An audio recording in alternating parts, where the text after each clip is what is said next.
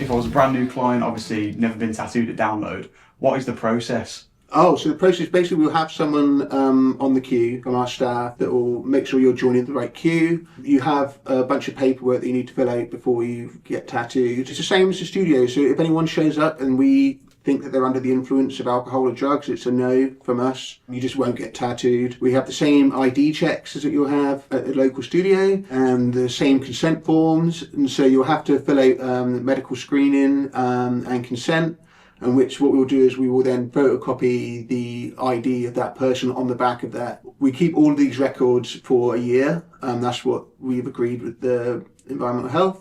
So then your name is then taken down. When you reach the front of the queue, you're just asked what design number you picked. You're introduced to the artist who's next available, and then they will take you to their station and make a start on your tattoo. Whilst all of this is being done, your consent form is then logged into a larger database as well. So if, for example, anyone was to have an issue with their tattoo, we're able to pinpoint exactly where that happened, at what time.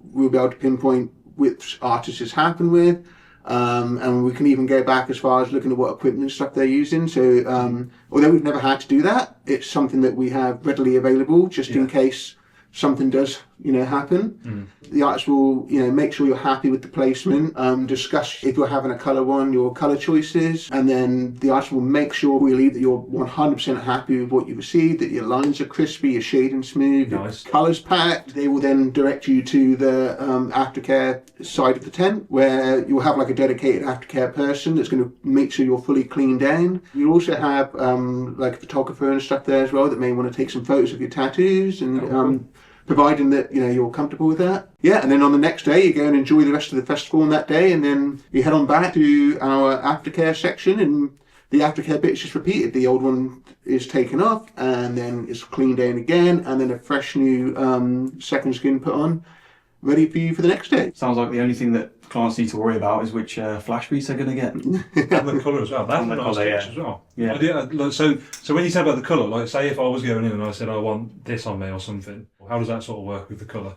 Yeah, it'll work the same way as it does in the studio. Obviously the artist will be like, oh hey, we think this will look cool in this colour scheme, but obviously if the client's got something else in mind, they're like, oh, I'd much prefer it to be like this, then we'll work with them to make sure they have it the way they want it, because ultimately it is their tattoo. And with the flash, we only produce line drawings as well, because the thing is, where we have so many artists with so many different styles, it makes more sense to do a line drawing and then work with the client on how it's going to look at the end, as opposed to saying it's going to look like this. Am I right in saying there's three options? There's like just lines, black and grey, and then colour? Yeah, that's it, yeah. So you can have it whichever way you want, And what about sizing? Is that like a fixed size? Sizing is fixed, and that's what they will see on the table? Yeah, the sizing on the table is exactly as it is replicated when it gets tattooed on you. If we were to start resizing stuff every time, no one would get tattooed.